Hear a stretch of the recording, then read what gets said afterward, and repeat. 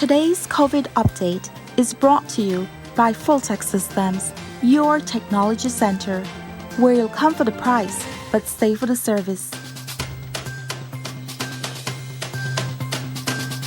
And welcome back to Open Your Eyes. We're now moving into our first segment for the morning, the reopening of the PGIA.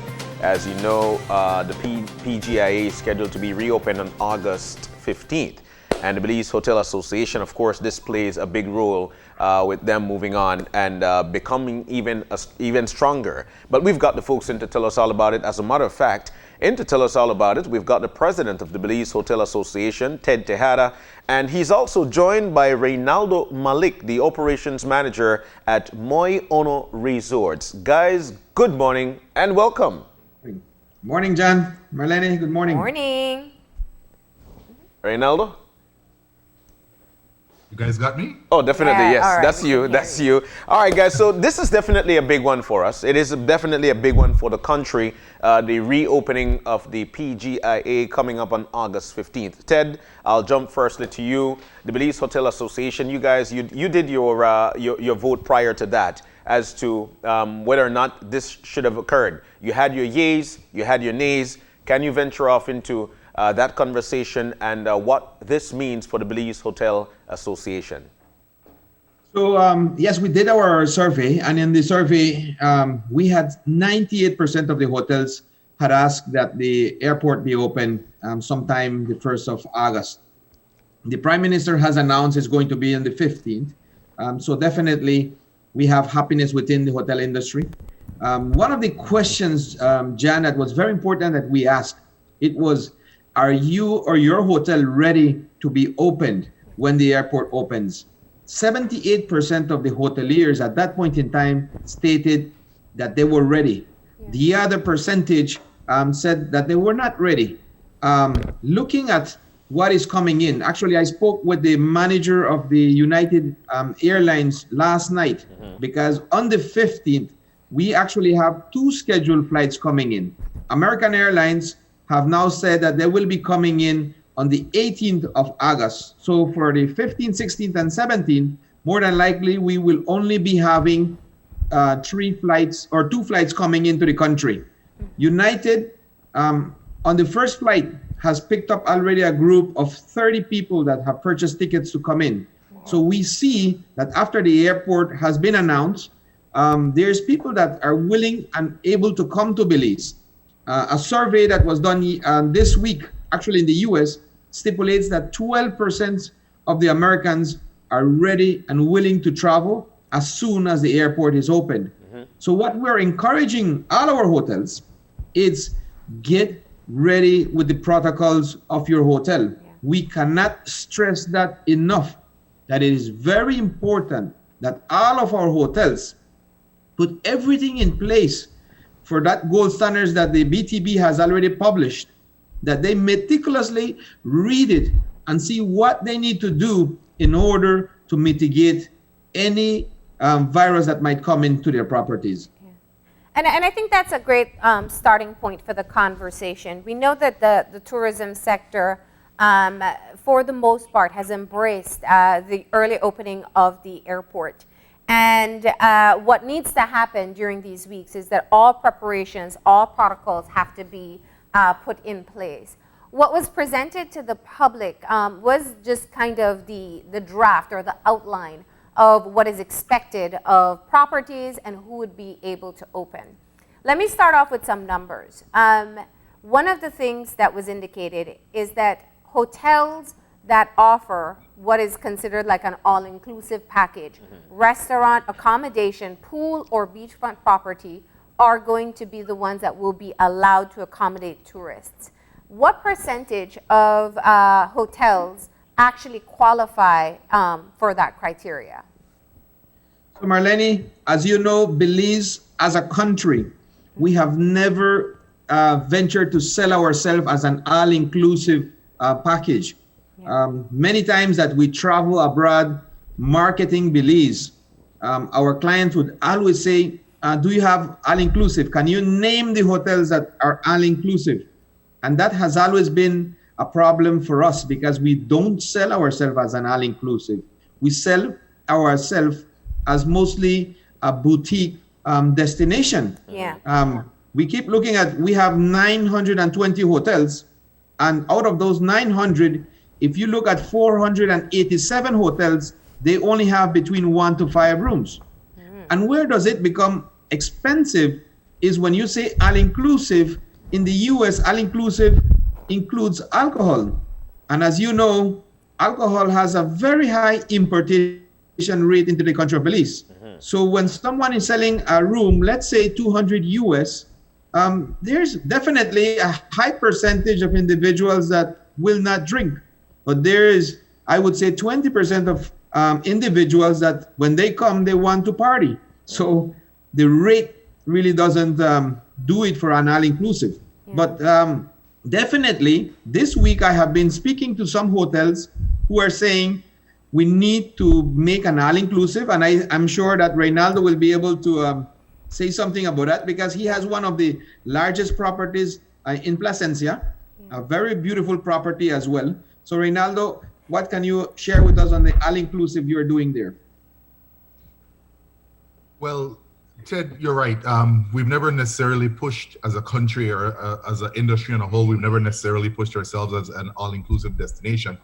But for us at Muy'Ono, out of the 7 resorts that we manage in our portfolio, one of ours is actually an all-inclusive, and that's one of our island properties. Actually, 2 of them are all-inclusive. One is the ultra-private island, and the other is a semi-private island. And it lends, the all-inclusivity lends itself to the setup of both of those properties, just because they're island resorts.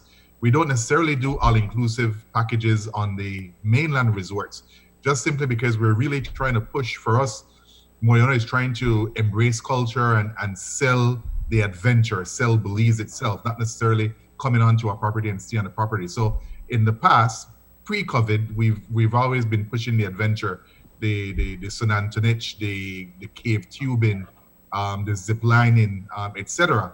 So it's going to take a little bit of a turn for us, because as Marlene rightly said, the new protocols or the new guidelines are more geared towards the guest staying on property. As you said, we are in a good position, along with quite a few other choice resorts around the country where that is concerned, because all of our properties, with the exception of one, are self-contained, meaning large pools, access to beach, multiple restaurants on site, all the other amenities, Wi-Fi, private transportation from the airstrip or even from the international airport if we need to do that as well.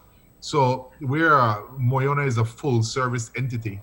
And as one would imagine, given that we're sprawled across multiple resorts, our resources are a lot broader than the majority of other competitors in the industry. And so that puts us in a good position.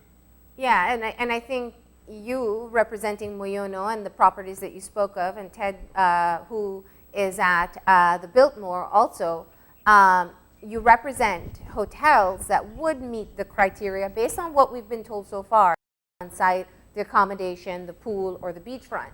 So my question really is just how many people will be excluded from being able to open up? We know in some destinations, the entire island is the destination. You know, if you go to Kikaker, you get a hotel, but you eat at restaurants, and your bar is at the Split, you know, for example.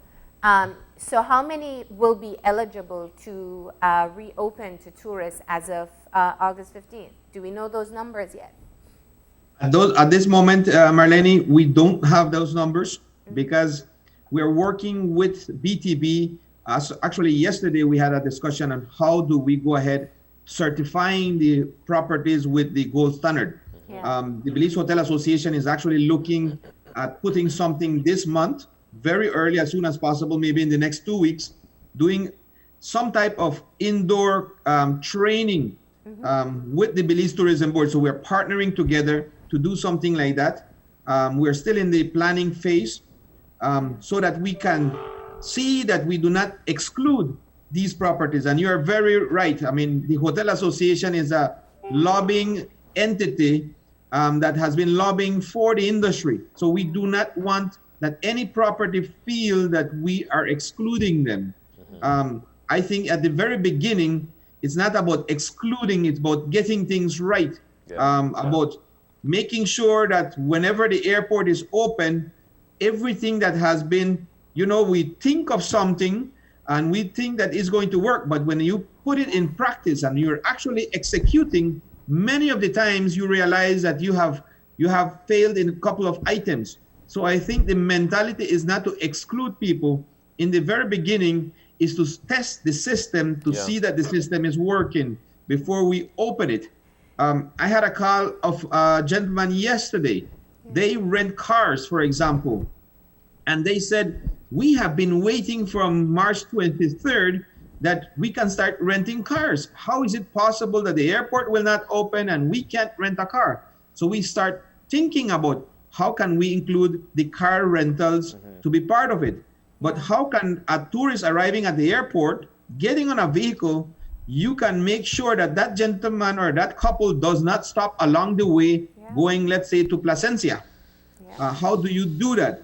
So there's so many items that we have to look when we're opening the country to make sure that in the very beginning, we have thought of those things to mitigate the virus of coming into the country. I think that's such a valid concern, because what I didn't mention in the all-inclusive type, and I'm using all-inclusive not in the traditional sense, but what we have been told so far in terms of which hotels are eligible to be open would include also transportation.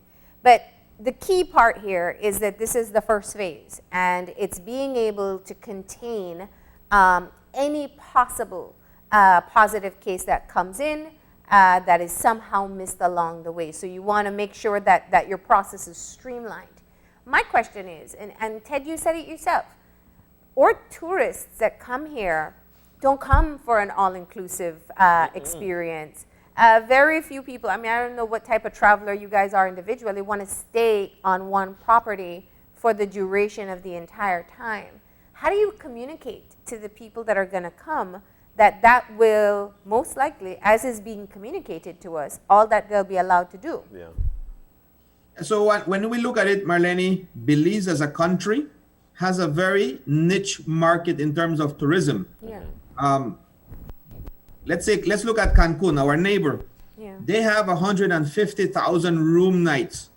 That's what we have if you look at Belize, we have 10,000 room nights per day. So we can put 3 months what they have in one night. And when you look at their occupancy, they have 70 to 75% occupation there in Cancun. But a lot of the people that go there go because of the party that exists that they have created within Cancun. Belize as a country, we have never sold that element. We sold nature. At one point we used to say that Belize was the best kept secret. It's no longer a secret because we do not want to keep it a secret, but we want to keep selling the element of nature. And when I think about Mountain Pine Ridge, when I think of Caves Branch, for example, how much activities does Cave Branch actually provide you at the resort? On the site, Jaguar Park. You can stay there and you can do minimum 15 different tours within that property. I agree. There's some great places that do have tour options right on site or nearby. My concern isn't so much how much we offer it, but guest satisfaction, that's critical for any hotel. Definitely. And so I think there's a element in being able to prepare travelers to know what they can expect. If it's a return traveler, they'll have to know that they'll be limited in what activities they may be able to do during the course of their travel. So has the association perhaps come up with a way in conjunction with the BTB to ensure that the expectations of the travelers are managed to a realistic point? Yes, and that's what we are, right now there's no perfect solution to the problem we have at hand. We know that this is a problem that no one has experienced. We're all experiencing or experimenting how we're going to solve it.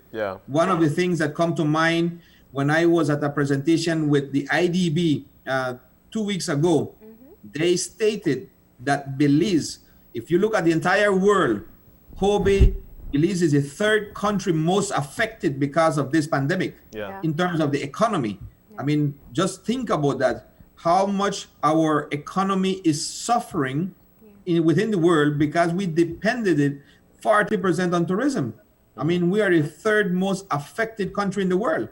And that's where we are running out of foreign exchange, everything that we buy in terms of medication. I mean, we might have the Belize dollars to buy the medication, but we buy that abroad. So we need the US currency to do so. Yeah. But Ted, go ahead.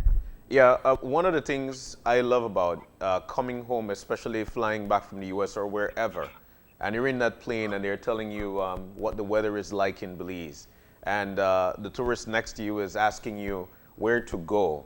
So when we market our country, we market the entire country, not necessarily all inclusive. So I think that's definitely a stock for us for the time being. But what COVID is doing now is actually having us venturing off into new things and how to market the country from a different standpoint.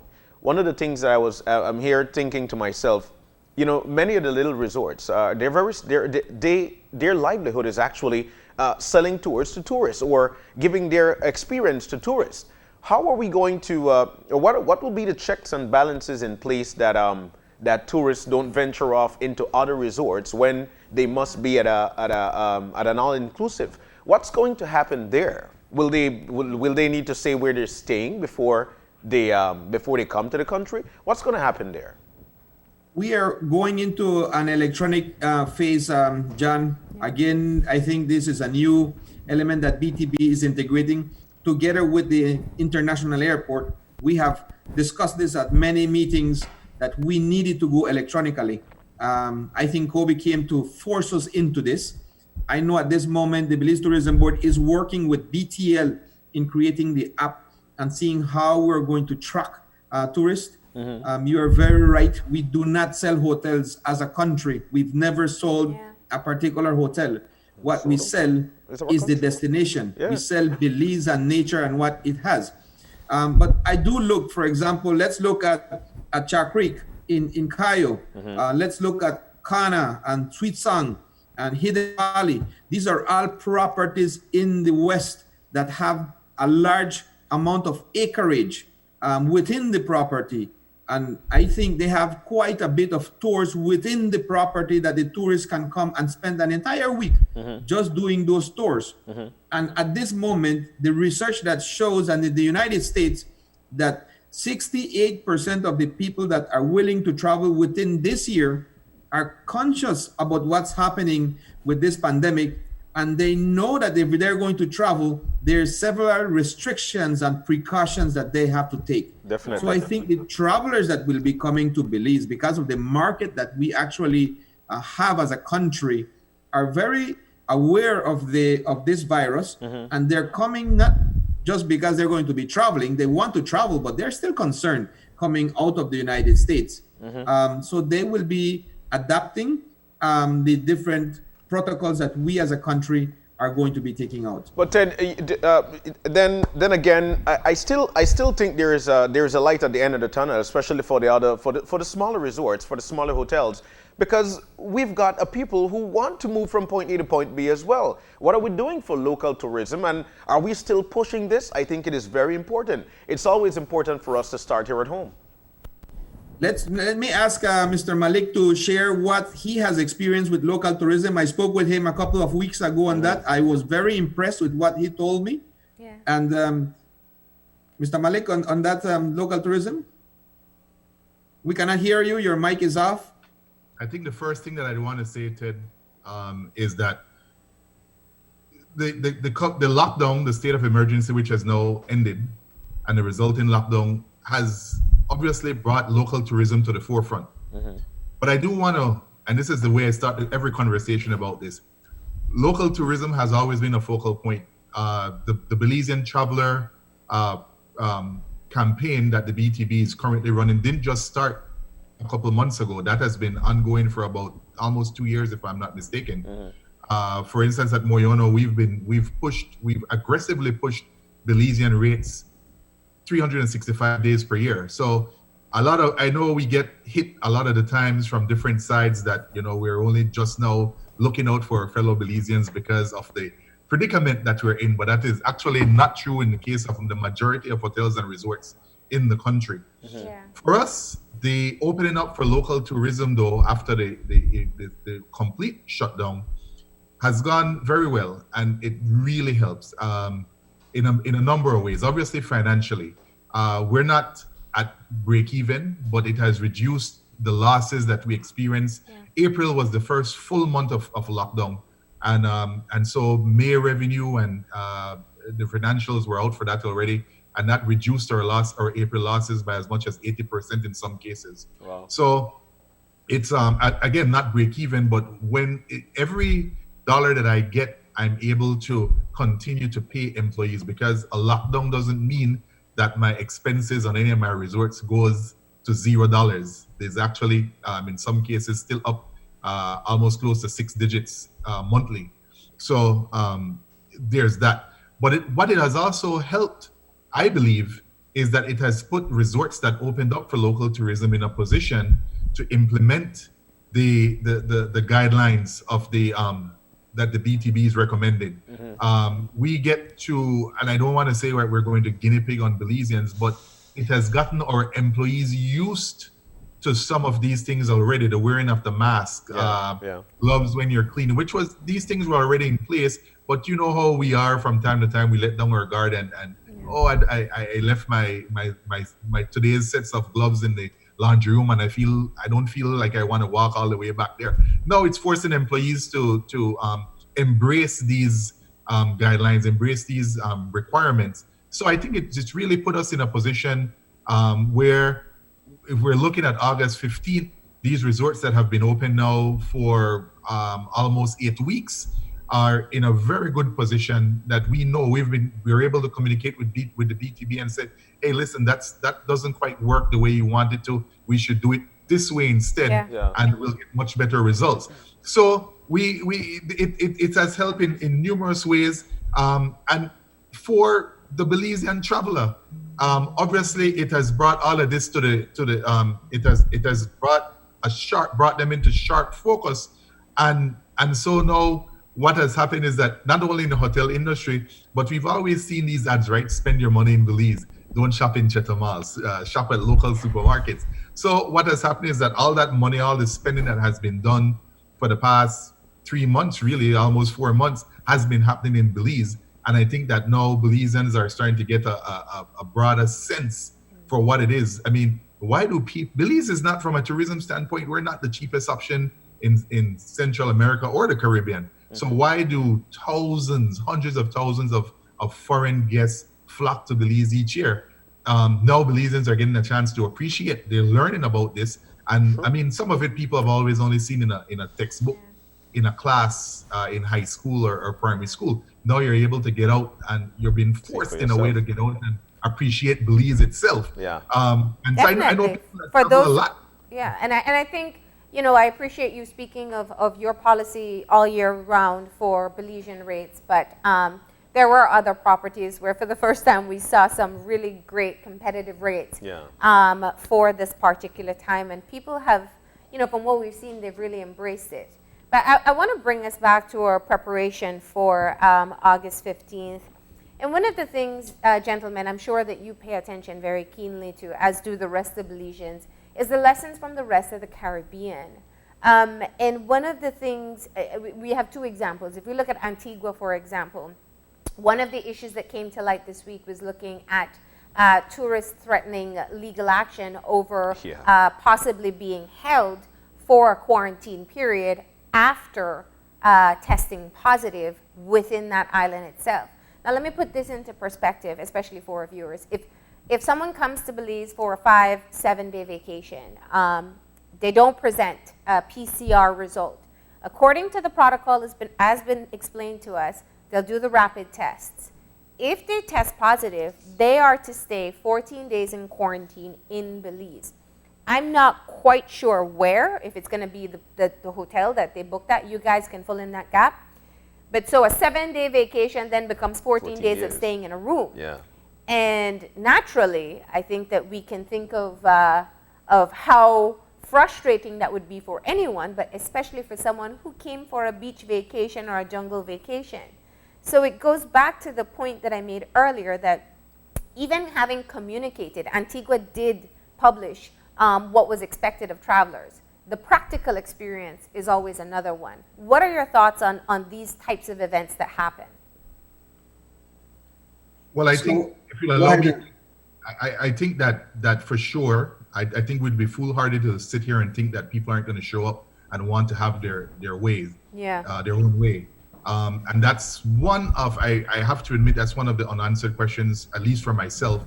And I think that we're going to, as an industry on a whole, need to work with the BTB and the other relevant government departments like the Department of Health to understand what's going to be the repercussions, so to speak, or how do we handle situations like that? Because if I have a guest on one of my properties that's refusing to follow protocols, do I then say, well, no, I invite them to leave? Okay, where will they go? Yeah. You know, because one of the key tenets of this reopening is reducing the interaction between foreign guests and local communities. Mm-hmm. So I can't just put them out of the resort at that point. Yeah. But I do still have to have some recourse as the resort management to deal with cases like that. So I think that part is still a little cloudy, and we're going to, as an industry, have to seek some clarification, some clarity, working with the BTB as well as the DHS and possibly even the security ministry as well. Yeah. Ted, you were going to say? Yeah, as Reynaldo stipulated, one of the things that, you know, when you look back at everything, the hoteliers were saying we wanted the airport open, let's say July 1st, when we started campaigning. And the Prime Minister, with all the wisdom that he had received from all the entities, held it back until August 1st and then August 15th.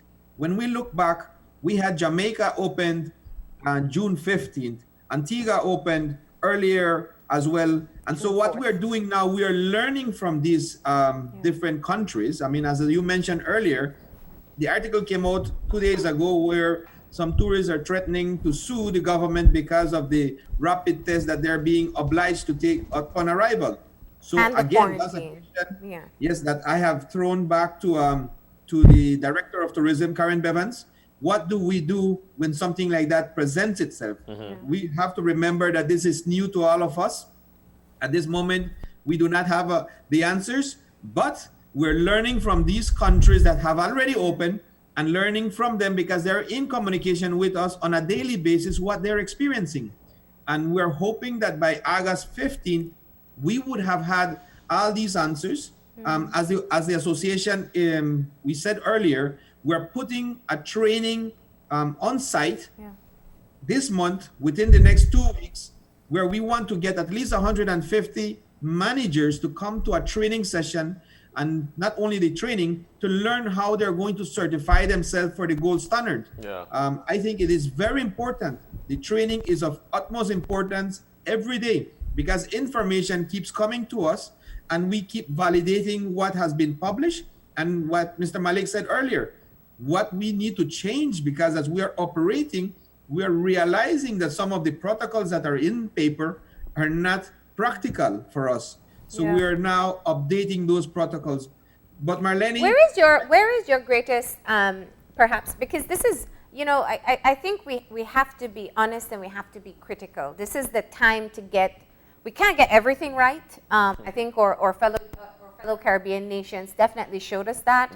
But we can learn from their experience. We can critically assess the risks, identify areas of weaknesses, and work towards solution. That's the opportunity we have between now and August 15th. Yes. I'm sure that you can understand that the risks for us are greater just based on our healthcare system if there's just one tourist who is positive and ventures outside of a hotel and potentially spreads it. So allow me to probe a bit more to find out what your thoughts are on things like the testing protocol, because Jamaica had to eventually move from requiring the test when the people arrive to having people upload test results before. Now in Belize, we're asking, and in fact the specific words being used are encouraging people to provide a PCR test result 72 hours before they arrive in country. Now, I'm sure everyone I don't know how many people, but if you pay attention to what's happening in the United States, it's highly unlikely you get test results in 72 hours, especially if you're coming from a big city. I have family members who've taken the test. It takes weeks or more, a week or more. So we may have people not coming in with the most accurate test available in the market and then subjecting them to rapid tests here. So what happens when they get to your property, there is a lot of risk involved. So I want to get your thoughts on the testing protocols. If you've been looking at maybe other destinations, other parts of the world, what they're doing, maybe there are little tweaks that we need to be making here in Belize before the August 15th date, just to get more security. We can't have 100%, but we can definitely always aim towards more. One of the items that I thought about last night, somebody coming in and they need to stay at a hotel in Kikaker. At this moment, the protocols stipulate that they need to get off the international flight and check right back into our national flight, which is Tropic or Maya. At this moment, the protocol does not speak about that individual being able to take a water taxi from Belize City to Kikaker or to San Pedro. And when you think about that, if the test has been done and it came out negative, and this individual is allowed to travel within Belize, but if he gets on a water taxi and 3 days down the road, there's another test that reveals that he's positive. So I think those are the things that we are thinking, asking the hard questions as well from our Ministry of Tourism and the Health Department. What do we do with these situations? I think right now, because the protocols stipulate that whenever a guest comes, the resort is responsible to make sure that they pick up the guest and they organize all the tours within the resort. That is the right way to do it for now. Even though we do not want any resort to feel that we are leaving them outside of this bracket. We don't want them to feel that way. And I have been getting calls from many resorts saying, I don't have a restaurant, but I have tours and I have rooms and I want to sell to international tourists. What do I do now? How do I qualify to be part of that market? We are looking at an app, for example. We have one in Belize City we started during the lockdown. Let's Eat That BZ, where you can order online and they will bring the food to your hotel. Takeout. So we have to think outside of the box. Or have a hotel partner, a hotel with no restaurant partner with a restaurant that's nearby. So I think there are lots of innovative solutions because you wouldn't want, and I think you said it many times, Ted, this is a matter of being able to keep your staff working as well. So I think that's all recognized. It's recognized by everyone at this point. Can I ask? That's a very good, valid point that you just pointed out.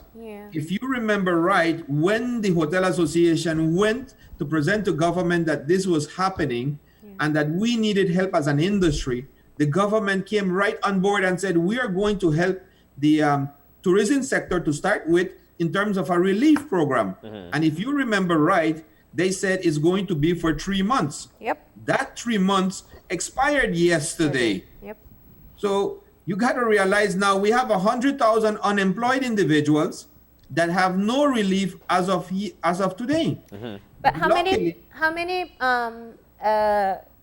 hotels or those in the tourism sector have taken back their entire? I mean, is it practical that you'll be able to take back your full staff for? I think you said 15 flights a week. It is impossible for any hotel to take back the entire capacity of people coming when just having 15 flights a week. We had, to be honest, I looked at the data yesterday because a hotel had asked me, how many flights seats available did we have prior to COVID? and on average, Belize had between 45,000 to 50,000 international seats available per month into this country of Belize. Yeah. Going forward, we will only have 9,900 seats available starting, let's say, September 1st to a complete month. So you have 10,000 compared to 40 to 50,000 seats available. Yeah. So it's impossible for all the hotels to hire back the entire staff. Yeah. We are being very frank with them. It's not only do you have now 10,000 seats available, but you only have about 50% of it going to be sold in the first 3 months, because even though we're opening, the American public as well that wants to come into Belize, several of them will be required to quarantine back in the US when they return. So they not only need 7 days to vacation in Belize, they need another 14 days to be quarantined in the US. So you're looking at 21 days. Their holiday just became 21 days. Yeah. Wow. So there's several factors that we have to look and bear in mind before saying, they just want to open. We are looking how best do we help the economy. At this moment, like I said, IDB says we are the third country most affected by this in the entire world. And we are heavily dependent on the US dollars that come in through tourism. Yeah. Now, I want to ask what your thoughts are. In Jamaica, Prime Minister Holness eventually made public that in fact they were looking at a 2.5% threshold of positive cases coming in from tourists. What that means is, much like we've heard here, there is an anticipation that there may be some positive cases that do come in. He's saying there's a cap on the number of positive cases from tourists that will be allowed, and if they hit that number, then they will no longer, what the assumption is, they will no longer continue to allow tourists to come in. What are your thoughts on these types of structures being planned ahead of time, communicating effectively to the entire sector? Listen, we want you to be open, we want everyone to get back to work, we want the economy to get moving, but we will have limits as to how far we will allow this to go. What are your thoughts on that? I think they're very important. When you look at what they're doing, we're learning from them. It is very important for us to set that cap and say, this is the amount of that is going to be allowed into the country. If it starts happening, look at Antigua and what's happening with the lawsuits that they are threatening with the rapid test, so that we can definitely know that the government has a plan in place in terms of what do we do when it starts happening. I think the population and the public needs to know that we have looked and thought about all of these things that are happening in other countries, and we have a plan in place when we open the international airport. Yeah. And what about you, Reynaldo? Talking about what are some of the things that happens during this phase as we prepare for that August 15th date? And have you been promoting and getting bookings so far? Yeah, so we had because of the time frame within which the lockdown happened, that was early March really. So season for the most part this year was looking to run all the way into like early May, late May. So we had a lot of reservations on the books, and thankfully, while we did have some people that opted to get a full refund right away, the vast majority of our bookings opted instead to just reschedule, depending on when they could. And we became very flexible with our cancellation policy, where we allowed our guests that were already booked, they can rebook with us anytime up until the end of 2022. Wow. So we were not as affected as some of the other horror stories that I've heard from fellow managers in the industry, where the amount of money that they've had to return is over the top, right?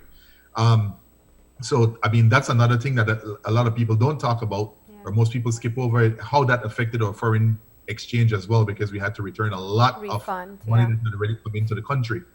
So there's that. But we have continued to do bookings, we've continued to do sales. One of the things for us with a couple of our resources that the way our rooms are designed, we cater a lot, particularly in the summer, to family type vacations. And one of the things that you notice, like now in the US and around the world, people are talking a lot about distance learning, etc., and not allowing their kids to go back to school. So I know you asked about somebody coming in and having to stay potentially for 14 days. The question that I would ask that person, but if you test positive, who is going to take you back to the US anyway? Because I don't think that the airline is going to put you on a flight and risk the rest, their crew and the other passengers on the flight. Well, so yes, you may be suing me for the right to make your own decision, but it's not like you have anywhere to go. They're not going to take you.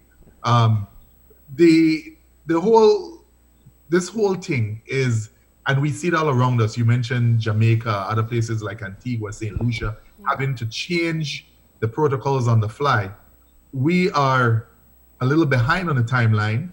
And so we have the opportunity of sort of not necessarily going last, but we get the opportunity to look at all these other countries. We learn from their lessons, Right, and learn from their lessons. If we get to August 15th and we haven't learned from their lessons, then everybody has the right to put us up against a wall. Maybe we should learn from Bermuda too. I think they're making the tourists pay for the test. Well, these tests, by all accounts, they're expensive to get. We have problems getting them. So I think that if you want to travel somewhere and these are the requirements and these are the regulations that they have in place, you just simply have to follow that. That's what you're signing up for. I do hope so. I think that guest satisfaction, I mean, we need to be aware of how important guest satisfaction is and how important communication will be to ensure guest satisfaction. I just want to close off with one final point. We're completely out of time. So if you could just say it as a reassurance. We're talking about your staff, your Belizean staff who have to go home to their families, who go out into the community.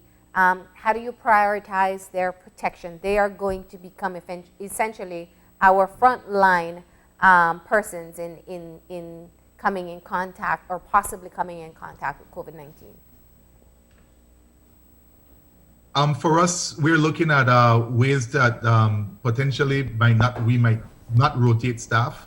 Our resorts, almost all of them have staff housing on property. So we're going to be, as well, in terms of the communication, not only communicating with guests, but communicating with our staff members as well to get their buy-in, because there are going to be changes with regards to the way that they're scheduling, the way they come to work, and we'll probably provide transportation as well if we feel like it's okay to take staff home or for them to be going home, just to again minimize their interaction. It's not only about the guests, it's also about the employees, including myself, that will have to interact with guests as well. And then when they get to go home or have to go home, how do we handle that? So we're also, as at Muy'Ono, we're also looking at that aspect of things, because again, we are going to do our level best. You asked for an assurance. We're going to do our level best to get this right on day one, and not on day 7 or day 30. We're really going to try to get this right on day 1. Awesome. All right. Well, gentlemen, we appreciate you weighing in and hearing from you just how you're preparing. The date is set, August 15th. We know many people are really excited to kind of get some activity into their hotels again, and we really do wish you the best of luck in your preparations. Thank you, Marlene. Thank you very much, Marlene. All right. And with that, we are taking a break. That's right. We're taking a break, and when we come back, we'll be featuring an entrepreneur. It's actually an entrepreneur feature, and a Blue Belize pastry chef. What do they do? We'll let you know when we come back. This COVID update was brought to you by Fulltech Systems, your technology center, where you'll come for the price, but stay for the service.